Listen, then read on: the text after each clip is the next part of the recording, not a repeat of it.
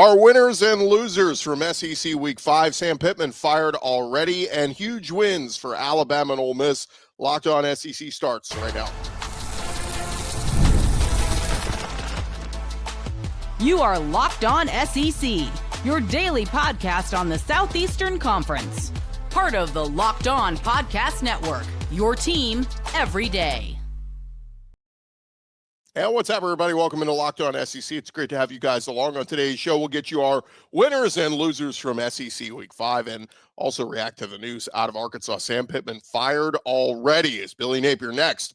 I'm Chris Gordy. Thanks for making Locked On SEC your first listen every day. Shout out to our everydayers. We're free and available wherever you get your podcasts and on YouTube, part of the Locked On Podcast Network, covering your team every day. And today's episode brought to you by FanDuel. Right now, new customers can bet just $5.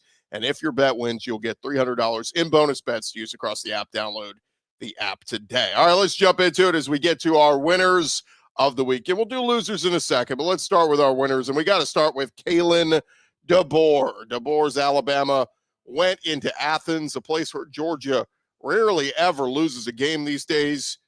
And they get a monster 24-21 win. Ty Simpson passed for 276 yards, 2 touchdowns with a rushing touchdown. And the Tide handed the Bulldogs their first home loss in 6 years. After forcing upon a Georgia's final possession, Alabama held the ball for the final 3 minutes, 19 seconds. Led by Ty Simpson, the Tide won the game on third downs on both sides of the ball. The offense converted 12 of 19 third downs, while holding Georgia to only 2 successful conversions on 8 attempts. And now the Crimson Tide, sitting pretty at 3-1 on the season, 1-0 in the SEC. A tough road is ahead with games versus Vandy, at Mizzou, versus Tennessee. These are all coming in the next couple of weeks. But DeBoer improves to 2-0 head-to-head versus Kirby Smart. And the bragging rights get to continue for Tide fans versus Dog fans. DeBoer is now 37-8 as a Power 4 head coach. Tide safety Bray Hubbard was asked about Kalen DeBoer postgame. He said, that dude, he puts freaking fire in us. To have a coach like him that's full of energy, I mean, that's huge. And to me, the addition of Ryan Grubb, this is me speaking, the addition of Ryan Grubb at OC really showed why he was a big-time hire in this game with the way the Tide moved the ball on offense. They did lose linebacker Quay Rousseau with, he will miss, quote, some time after suffering a foot injury. That's from Matt Zenitz saying the injury will require surgery. So a little bit of a loss there. But, man, from Lawson to, I mean, they just had dudes flying around all night. Defense played great, but the offense was a story. I mean, Ty Simpson looked comfortable on the road in a hostile environment like that. That's a big, big win for Alabama and a big, big win for Kalen DeBoer. Our next winner of the weekend, how about Trinidad Chambliss, the transfer quarterback from Ferris State? He grabbed a hold of that Ole Miss starting quarterback job, and he is not letting go. Chambliss was fantastic on Saturday in Ole Miss's 24-19 win over LSU. He threw for 314 yards and a touchdown. Did throw a pick, rushed for 71 yards as well. LSU, one of the better defenses in the country this year, but Chambliss kept them off balance. They went 8 for 16 on third downs and a perfect 2 for 2 on fourth downs. It was Chambliss's third straight 300-yard game since taking over for Austin Simmons. Ole Miss also finished with 166 yards rushing. They bled the clock with first down runs by Chambliss and Kewan Lacey before Chambliss converted a fourth down completion to tight end Daquan Wright to seal it. Chambliss said after the game, obviously beating number 4 ranked LSU, one of our rivals, it's a dream come true. A great team win. And as Chambliss gains experience and confidence in Kiffin's up-tempo offense, the dual threat QB showing he can give fits to really good elite defenses in the SEC. He's 3-0 now as a starter. And Ole Miss, they will enjoy a bye week this week before they host Washington State. Then it's on the road at Georgia and at Oklahoma. But their last 4 games, South Carolina, the Citadel, Florida, and then the Egg Bowl.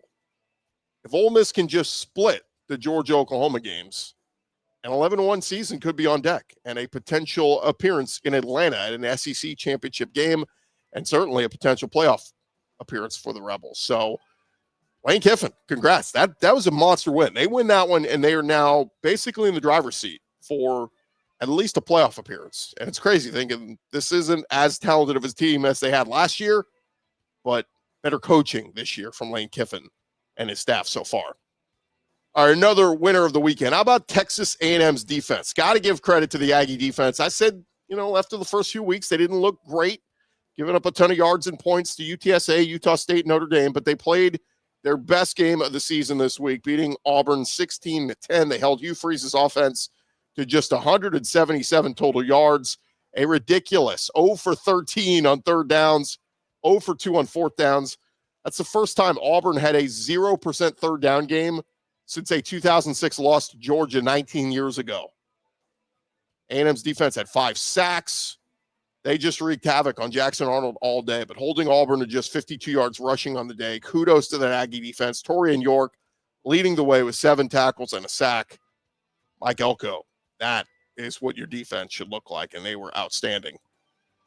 Another winner of the weekend, how about Diego Pavia? Vanderbilt beats Utah State 55-35, but Pavia throws for 321 yards, 5 touchdown passes, rushes for 79 yards, and a rushing touchdown. And through 5 games, Vanderbilt is averaging 49 points per game. Yeah, you did not hear that wrong.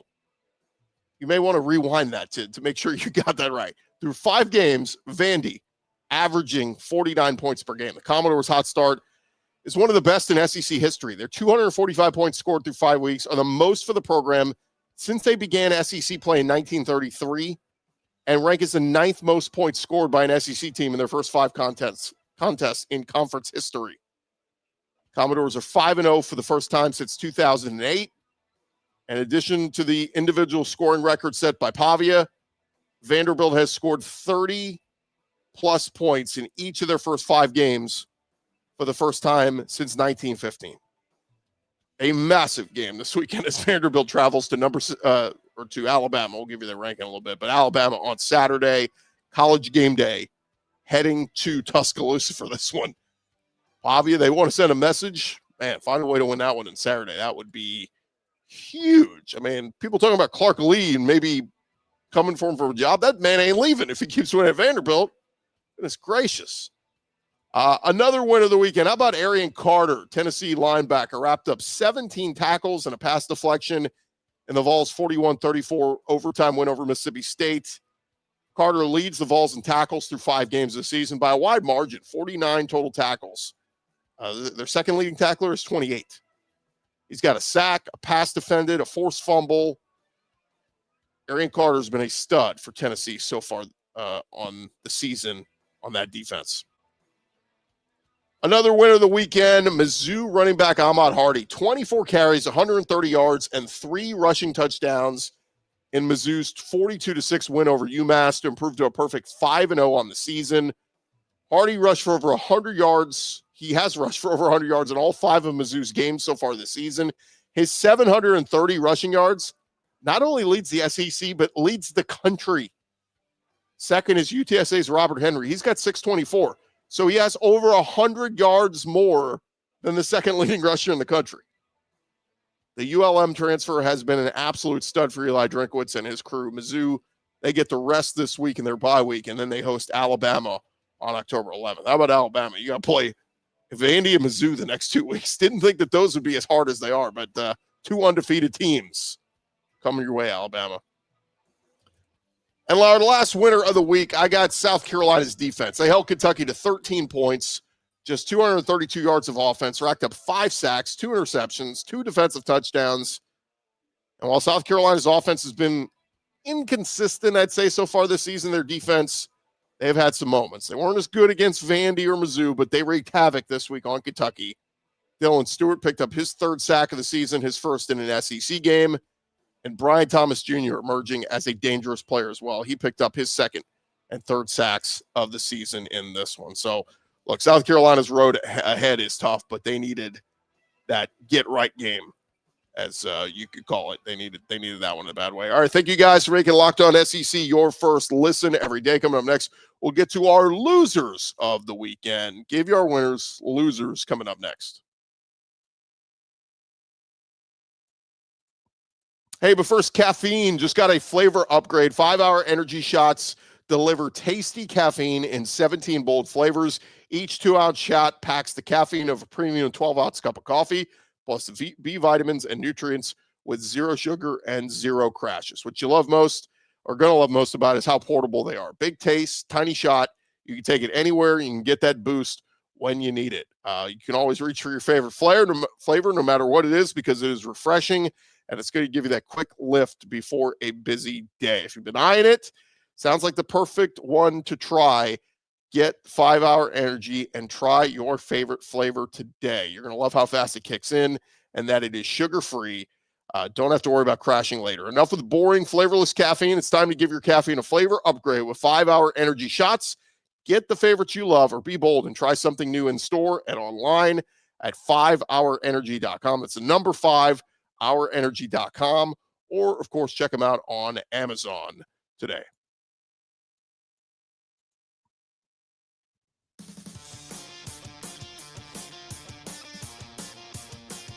All right, thank you guys for making Locked On SEC your first listen every day. Shout out to everydayers. Keep coming back and checking us out each and every day. Got some great guests planned for you later this week. All right, we gave you our winners of the weekend. Now let's get to our losers of the weekend. And we got to start with Sam Pittman. Arkansas Razorbacks officially fired head coach Sam Pittman on Sunday. Offense coordinator Bobby Petrino will serve as interim coach, the school announced. And in less than 6 seasons, Sam Pittman was 32-34 overall, 14-29 in SEC play after replacing Chad Morris in December of 2019. And Arkansas, they lost their third straight game Saturday in a 56-13 defeat to Notre Dame. Razorbacks had also lost 41-35 to Ole Miss, 32-31 to Memphis. And Pittman's firing is the earliest Arkansas has let go of a head coach in a season since 1992. The Hogs were 7-19 in one-score games under Sam Pittman, including a 5-15 mark against SEC foes. Look, losing to Notre Dame, 56-13 at home, was the final straw. I mean, we saw last week, inexcusable loss in the final minute to Memphis where they fumbled. They were in scoring position. They just let the ball, they fumbled it and let that one slip away. And then, of course, lost to Ole Miss where their defense couldn't get a stop to save their lives. So, look, an opportunity here for Bobby Petrino to show what he can do. We're going to talk all about the next coming weeks about candidates, and there's names out there galore. I mean, Arkansas, you got your pick at who you want to go after. But it sucks because Sam Pittman, seeming like a nice guy, everybody you talk to will tell you, seems, good dude, just nice guy, easy to root for, just didn't work out. Sometimes these things happen. So, look, he moves on. I'm sure if he wants to go be an O-line coach somewhere, somebody would be happy to hire him because he was great at that when he was just being an O-line coach. But as a head coach, just didn't work out. And this is where it gets tough, man. I said this before. Brett Bielema was seemingly a really good coach at Wisconsin. Came to Arkansas, didn't work out. Now look at what he's doing at Illinois. Doing a great job there. Some guys, just the SEC, it's tough to win here. It's the best of the best.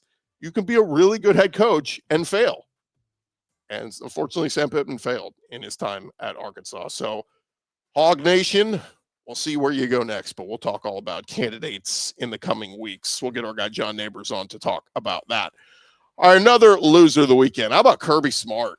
I mean, you want to talk about mental block when it comes to the Alabama Crimson Tide. Georgia is now 1-7 versus Alabama under Kirby Smart. And I believe this stat's correct. Somebody posted this. Kirby Smart is 107-13 against everyone not named Bama. But he's 1-7 against the Crimson Tide. I mean, that is just nutso. And their 33-game home winning streak comes to an end. That was a school record. Georgia's last home loss prior to this one, losing to Alabama, was back on October 12th, 2019. A 20-17 loss to South Carolina in double overtime. So Alabama ends Georgia's home win streak at 33. It was the longest active streak among FBS schools, included 10 wins against top 25 teams. Bulldogs struggled, missed tackles. We saw that against Tennessee a couple weeks ago where they gave up almost 500 yards of offense to Tennessee. They give up 262 yards in the first half. And this one is Alabama scored on 4 of 5 possessions. And that hallmark tough Georgia Bulldog defense ranks 5th to last in the SEC currently in points allowed per game. and 5th to last in yards allowed per game. Not used to seeing that from Georgia. We're used to seeing them top 5 in the country in some of those defensive stats. Georgia will have the get-right game against Kentucky this week, but then tough test ahead. They got to host Ole Miss. They got to host Texas. They got to host Georgia Tech to finish the season. Tough road still for Georgia. They can't afford many more slip-ups here. Another loser of the weekend. I'm putting Garrett Nussmeier in here from LSU. For a guy who was considered one of the favorites for the Heisman Trophy coming into the season, well, Garrett Nussmeier's Heisman chances have come to a screeching halt. Brian Kelly, speaking with the media a couple weeks ago, said that Nussmeier was playing injured. He was playing through a torso injury, but said he was well enough to play. So some people looked at it and said, well, you played Southeastern a week ago. Why don't you sit him and get him ready for the Ole Miss game? Brian Kelly insisted, no, he's good to go. And he looked good against Southeastern. But on Saturday against Ole Miss, he was not very good. He went 21 to 34 for 197 yards, 1 touchdown, 1 pick. And for a guy that was considered a Heisman contender through 5 games, he's thrown for 1,100 yards, 7 touchdowns, 3 picks. And 3 of his 7 touchdowns came in that Southeastern Louisiana game. So, 4 touchdown passes against everybody else. And it's crazy because he's a guy who was a gunslinger a year ago. He threw for 4,000 yards last season. Some of these games, particularly this game against Ole Miss, he looked hesitant. He was off target with some of his throws. And Nussmeier ranks 14th in the SEC among quarterbacks when it comes to passer rating. He's just ahead of guys like Jackson Arnold and DJ Lagway.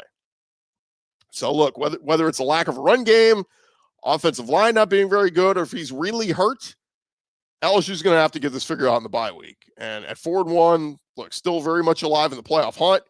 But they got games at Vandy, at Bama, at Oklahoma, a home game against Texas A&M.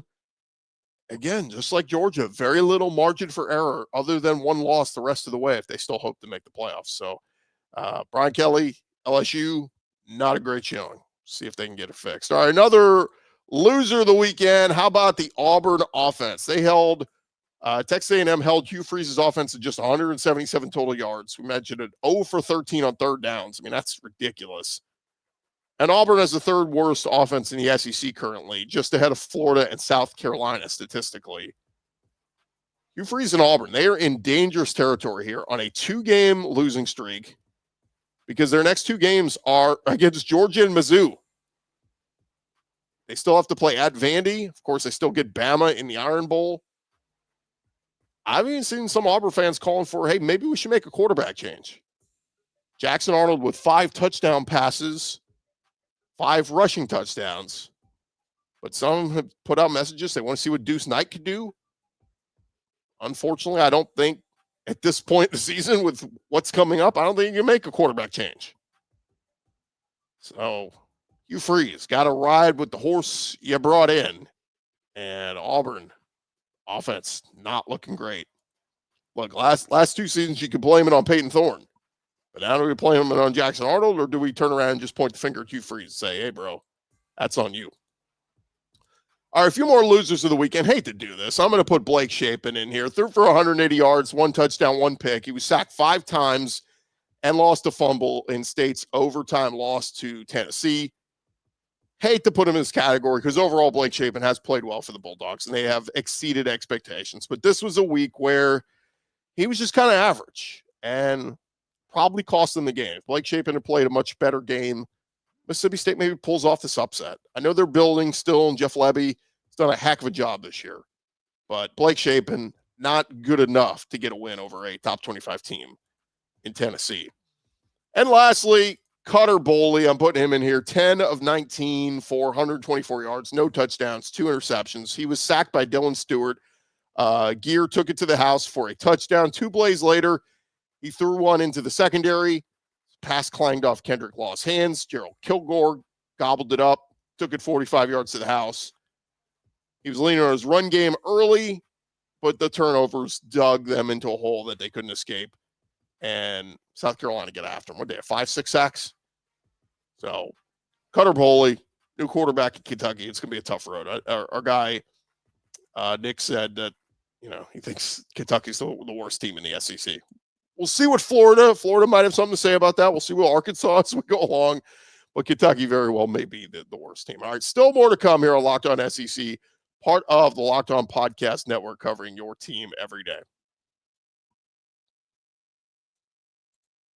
Hey, one of the tools that will help make a huge difference for business owners out there is Quo, formerly Open Phone. It is the same great business phone system you've heard us talk about before. It's just got a new name, and here's why it matters. Every missed call is money left on the table, and every customer conversation counts. You need a phone system that keeps you connected 24/7, and Quo is the #1 business phone system that streamlines customer communications. It works right through an app on your phone or computer, so no more carrying around 2 phones or relying on a landline.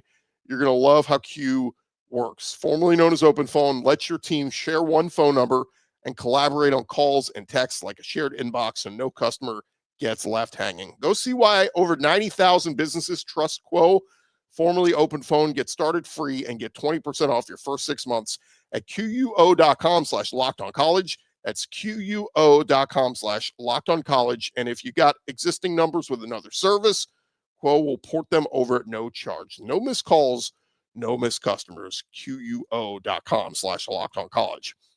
Today's episode also brought to you by our friends at FanDuel. The NFL season, we are rolling along, and FanDuel, they still are offering that offer that you do not want to miss, and that means new customers. If you never signed up with them before, you bet just $5, and you can get $300 in bonus bets if you win.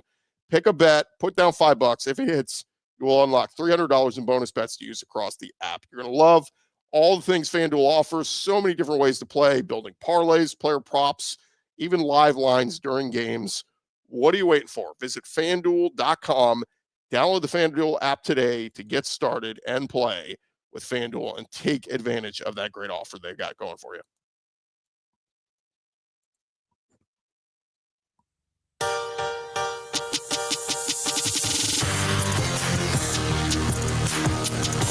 All right, roll along here. Locked On SEC, part of the Locked On Podcast Network, covering your team every day. And before we call a show, let's jump into taking a look at the SEC teams currently in the polls. We'll start with the coaches' poll. A little bit of movement here, up and down, up and down. Ole Miss jumps up to, I think that's where LSU spot was, number 4 in the country. Ole Miss number 4, Texas A&M number 5. That's just hard for me to say that. Ole Miss and Texas A&M are the 2 best teams in the SEC currently ranked. So Ohio State 1, Oregon 2, Miami 3, Ole Miss 4, A&M 5. Penn State comes in at number 6 after their loss to Oregon. They didn't drop them very far. Texas at 7, sitting there in their bye week. Oklahoma at 8, sitting in their bye week. Oklahoma gets Kent State this week. That'll be with their backup quarterback, with John Mateer out. Texas will play at Florida. So a tough test for Arch Manning coming up, just because Florida's defense has been very good. Florida's offense not been very good. But that's interesting just to have Texas 7 and Oklahoma 8, because that sets up for a big matchup coming up in a couple of weeks with Red River. Indiana comes in number 9, Georgia at 10. So they didn't ding Georgia a ton. Still keeping them in the top 10 for the home loss to Alabama. Alabama jumps up. They were around like 17. They jump up to number 11 here. Iowa State 12. LSU drops to 13. So again, LSU didn't far too far after their road loss at Ole Miss. So it's interesting. Georgia loses at home to Bama. They drop to 10. LSU loses on the road at Ole Miss. They drop them all the way to 13. Texas Tech comes in at 14. Tennessee at 15. And then rounding out the rest of the SEC, Vanderbilt at 17. Mizzou at 18. So Vanderbilt sets up number 17 Vandy at number 11 Alabama. Who thought that was going to be a battle of top 20 teams? Let's take a look at the AP poll. Kind of similar. Ohio State 1, Oregon 2, Miami 3. They got Ole Miss 4 as well. Oklahoma 5 here. Texas A&M 6. So AP polls got a little bit different. They got Ole Miss and Oklahoma as the 2 best teams, or highest ranked teams in the SEC. Texas hanging there at 9. Alabama jumped up to 10 here. So they got Alabama in the top 10 of the AP poll. Georgia down to 12 in the AP poll. LSU 13 there as well. Tennessee 15. Vanderbilt 16. And Mizzou coming in at number 19. So that is 10 teams from the SEC ranked in the AP poll. And like like I said, a lot of this is going to shake out again in the coming weeks because everybody plays one another, seemingly. So a lot of these ranked teams playing one another will knock teams out. We'll see if any of that are on the outside looking in. We'll move up. But that is where it sits right now. That's your A people. And look, we talked about this on our squad show on Sunday, but this weekend is not the greatest weekend for games in the SEC. So we're going to be previewing throughout this week. This is what Saturday looks like. You're going to have Kentucky at Georgia. That line is, I want to say it was Georgia minus 20 or something. They're heavily favored. Texas at Florida is the marquee game at 2:30 on ESPN. 2:30 on ABC is the biggest one. That's Vanderbilt at Alabama. Of course, that's where College Game Day is. At 3 o'clock on the SEC Network, it'll be 1-3 Kent State at Oklahoma. Again, that one's interesting just because Hawkins is going to get the start at quarterback with John Matera out, so you want to see what he looks like. And then the nightcap could be interesting, Mississippi State at Texas A&M. But if A&M plays like they did this past week, it'll be a tough road to hoe for Mississippi State. But that's just kind of a quick early preview. It is not the sexiest of SEC games this weekend. A lot of the other good teams are on bye this week. So, again, we'll get to see what these teams look like. I mean, again, the big upset would be if Vanderbilt can go in Alabama and beat them. Can Mississippi State beat A&M? I just don't feel good about Kentucky at Georgia or Florida upsetting Texas, but crazier things have happened. So that is the slate ahead this week. That's going to do it for this edition of Locked On SEC. Thank you guys for making Locked On SEC your first listen every day. And hey, a reminder, on Thursdays, you can catch the College Football Kickoff Show every Thursday. Our Locked On hosts, along with Gary Patterson, doing a great job breaking down all the games coming up this weekend. It's every Thursday throughout the season, only on Fire TV College Football Kickoff. I'm Chris Gordy. This has been Locked On SEC. Have a great day, everybody. We'll talk to you guys tomorrow.